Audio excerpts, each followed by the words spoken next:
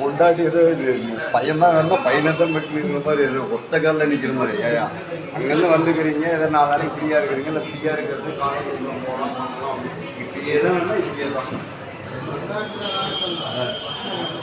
பசங்களுக்கு கூட சரியா எப்பயுமே ஒரு பொருளை வந்து பர்ச்சேஸ் பண்ணுறாங்கன்னா ஃப்ரீயாக இருக்கும். நீங்கள் காலையிலே போகுது, காலையில் ஒரு இஎம்ஐனா எப்படி மோட்